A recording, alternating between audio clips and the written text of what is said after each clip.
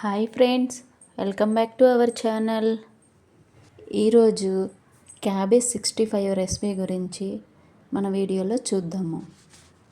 క్యాబేజ్ని ఇలా కట్ చేసుకొని ఒక బౌల్లోకి తీసుకోవాలి.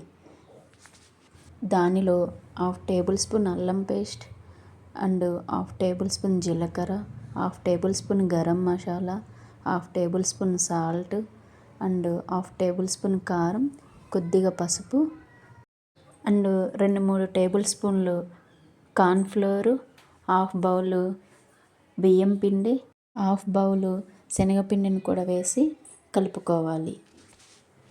ఈ విధంగా కలుపుకున్న తర్వాత దీనిలో కావాలంటే ఫుడ్ కలర్ కూడా యాడ్ చేసుకోవచ్చు. అలానే కట్ చేసుకున్న కరివేపాకును కూడా వేసి బాగా మొత్తాన్ని ఒకసారి కలుపుకోవాలి. ఇలా కలుపుకుంటే సరిపోతుంది. ఇప్పుడు దీనికోసం మనము స్టవ్ ఆన్ చేసుకొని ఒక కడాయి పెట్టుకొని దానిలో తగినంత ఆయిల్ పోసుకోవాలి.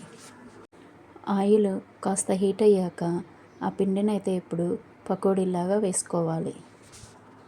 స్టవ్ని మీడియం ఫ్లేమ్లో పెట్టుకొని ఇప్పుడు ఆ పకోడీలు అనేవి కాస్త కలర్ చేంజ్ అయ్యేంత వరకు ఫ్రై చేసుకోవాలి. ఇలా ఫ్రై చేసుకుంటే సరిపోతుంది.